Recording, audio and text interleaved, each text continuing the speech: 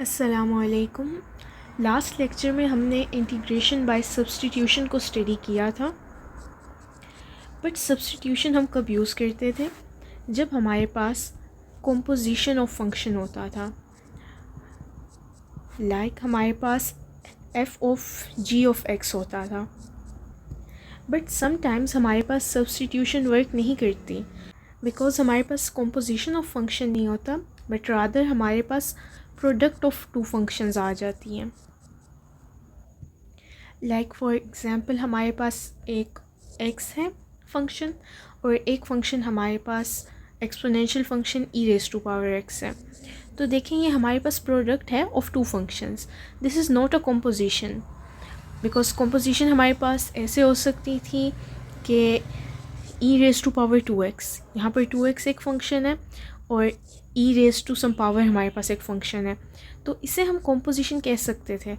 But this is product of two functions. अब इसमें substitution work क्यों नहीं कर रही? बिकॉज अगर आप x को u भी कह लें या फिर इसको आप u कह लें e raise to power x को सब्स्टिट्यूट कर भी लें, तो हमारे पास हमारा जो सा फंक्शन है ओवरऑल जिसकी हमने इंटीग्रेशन करनी है वो कुछ सिंपलर नहीं हो रहा। और जब हमारे पास कुछ सिंपल ही नहीं हो रहा तो सब्स्टिट्यूशन का यहाँ पर कोई भी हमारे पास रीज़न नहीं है। तो अब यहाँ पर हमारे पास आता है concept of integration by parts. और इंटीग्रेशन बाय पार्ट्स का कॉन्सेप्ट हमारे पास आता है प्रोडक्ट रूल से।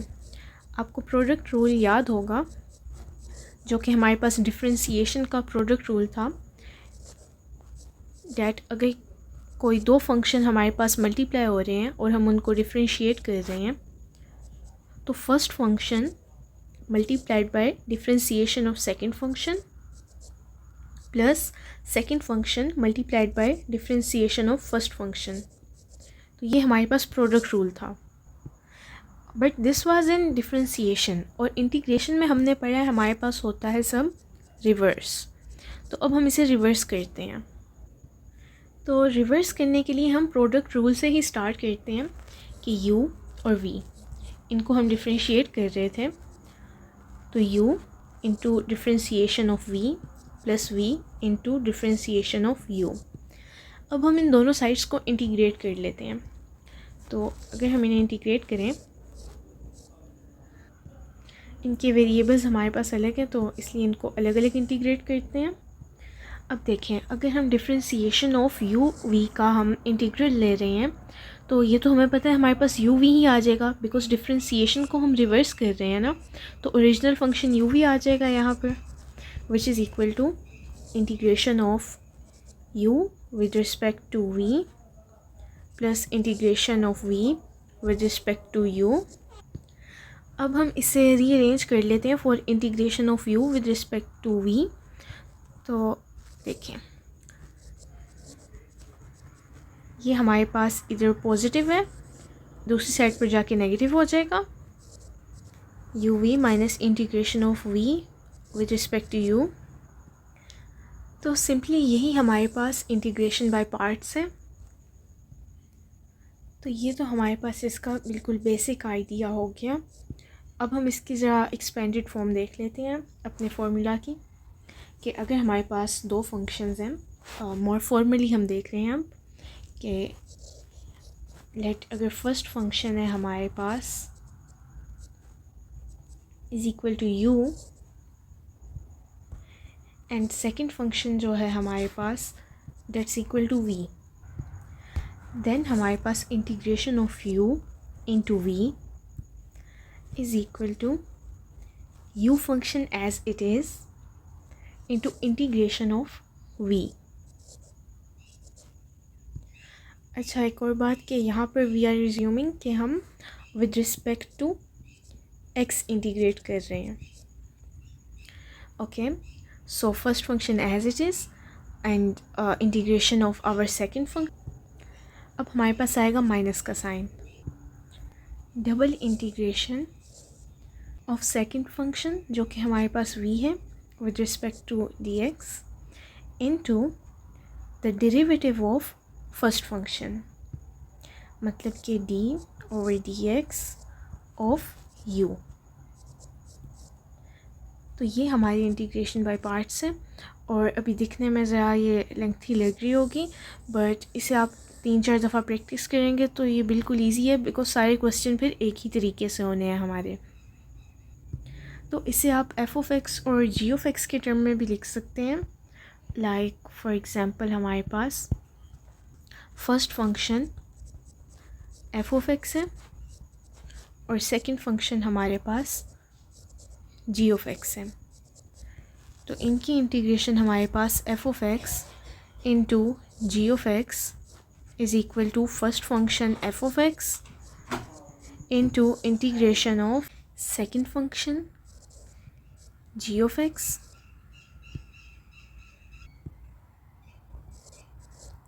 Minus double integration of second function, again हमारे पास g(x) dx multiplied by derivative of first function, मतलब कि derivative of f(x) first derivative.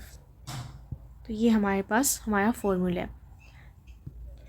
अब आप लोगों का एक क्वेश्चन होगा कि हमें कैसे पता चलेगा कि हमने फ़र्स्ट फंक्शन कौन सा लेना है और सेकंड फंक्शन कौन सा लेना है। तो ये आपने ऐसा नहीं करना कि ऑर्डर में नहीं लेना कि जो फंक्शन पहले लिखा वो फर्स्ट हो गया, ऐसे नहीं करना। इसके लिए हमारे पास एक टेक्निक है, we call it ILAT।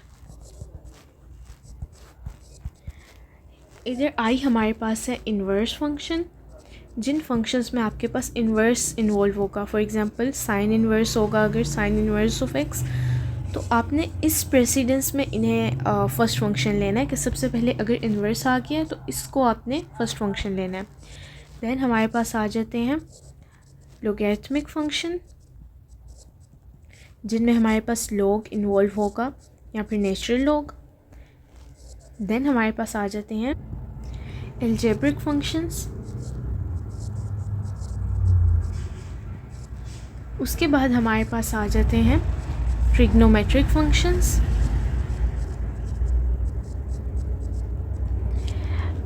And last में हमारे पास आ जाते हैं एक्सपोनेंशियल फंक्शंस। तो इस ऑर्डर में आपने अपना फर्स्ट फंक्शन चूज़ करना है। अब हम एक एग्जांपल भी देख लेते हैं। फॉर एग्जांपल हमारे पास फंक्शन है x इंटू एक्सपोनेंशियल फंक्शन है e⁻x with respect to dx। तो अब देखें, इसमें x हमारे पास है अलजेब्रिक फंक्शन और ये हमारे पास एक एक्सपोनेंशियल फंक्शन है। तो प्रेसिडेंस देखें, हमारे पास अलजेब्रिक फंक्शन की ज़्यादा है, तो हम x को कर लेंगे अपना फर्स्ट फंक्शन लेट कर लेंगे। मतलब कि f(x) हमारा क्या है, ये x है, और g(x) हमारा क्या है, e⁻x। अब अगर हम अपना फॉर्मूला याद करें, तो अगर हमारे पास integration of f(x) into integration of g(x) है हमारे पास, तो इसके लिए हमने अपना फॉर्मूला अप्लाई करना है f(x) into integration of g(x) minus double integration of g(x) into derivative of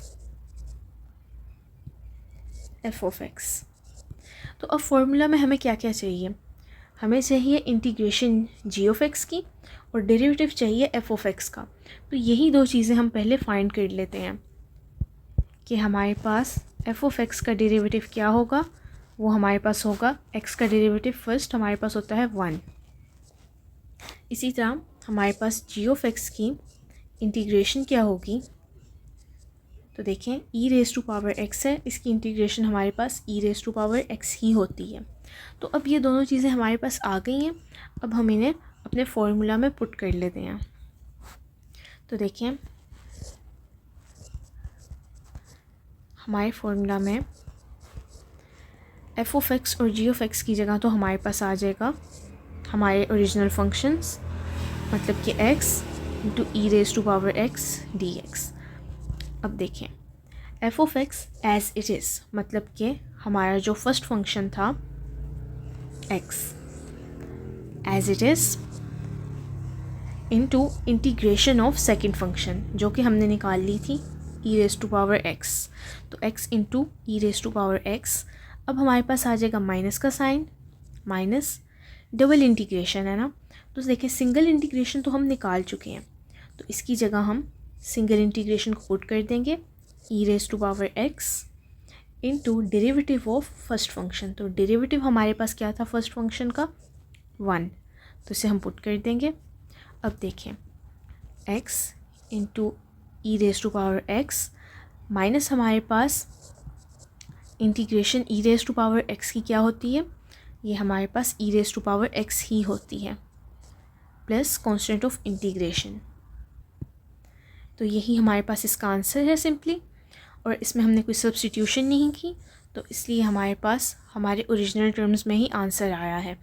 तो इसकी और एग्जांपल्स हम नेक्स्ट वीडियो में डिस्कस करेंगे, और टिल देन अल्लाह हाफिज़।